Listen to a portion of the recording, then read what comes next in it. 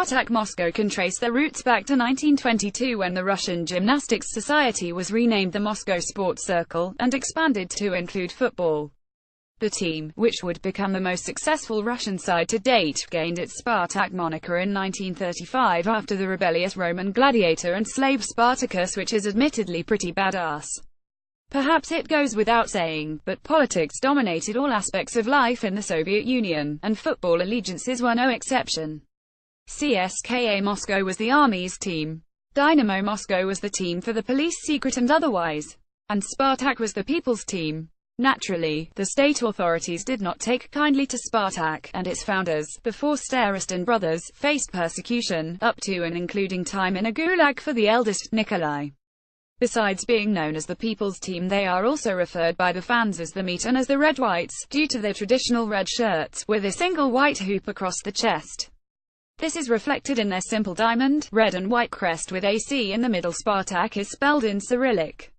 The crest was also courtesy of the above-mentioned Nikolai Starostin. Over the years they have experimented with variations including black shorts, black socks, white socks, red and white hooped socks, etc. The kit we'll see tonight has red shorts and white socks to accompany their traditional red and white shirt. Above the crest, you will see 4 stars, one for every 5 titles won by Spartak in the Russian Premier League and the Soviet Top League. From their first Soviet title in 1936 to their most recent triumph last year, Spartak has racked up 22 top-flight titles, the most among Russian sides. Their 2017 title marked the end of a 16-year title drought. As fellow fans who wish to see the lengthy title drought end, we raise our vodka glasses to you. Spartak finished runners-up an additional 16 times, and have a combined 13 Russian and Soviet Cups to their name. Unsurprisingly, Spartak Moscow have had quite a bit of European involvement over the years, although they are still looking for their first piece of continental silverware. Their best showing in the Champions League European Cup came in 199,091 when they were eliminated by Marseille 52 on aggregate in the semi-final. Marseille lost the final on penalties to Red Star Belgrade.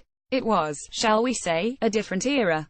The Red Whites made the quarter-finals on 2 other occasions, 198,081, and 199,596, losing to Real Madrid, who would go on to lose to a certain side from Merseyside in the final in Nantes, respectively. Spartak had 2 more European semi-final appearances in the 90s, losing to Antwerp 32 on aggregate in the now-defunct Cup Winners' Cup in 199,293, and 42 to Inter Milan in the 199,798 UEFA Cup, now Europa League. The stadium 1,100 intrepid Liverpool fans will be travelling to along with the team, hopefully, as Oak-Crete Arena, opened in 2014. For almost the entirety of Spartak's history they were without a home to call their own. That finally changed in 2014, with the opening of the 45,000-seat venue, Spartak Stadium, now called Oak-Crete Arena because of their sponsorship deal. From the outside it looks like a poor man's Allianz Arena. The stadium will feature prominently in next year's World Cup. A special thanks to FCSM, our resident Spartak fan and expert. Maybe he can explain the whole meat thing, because I'm at a loss.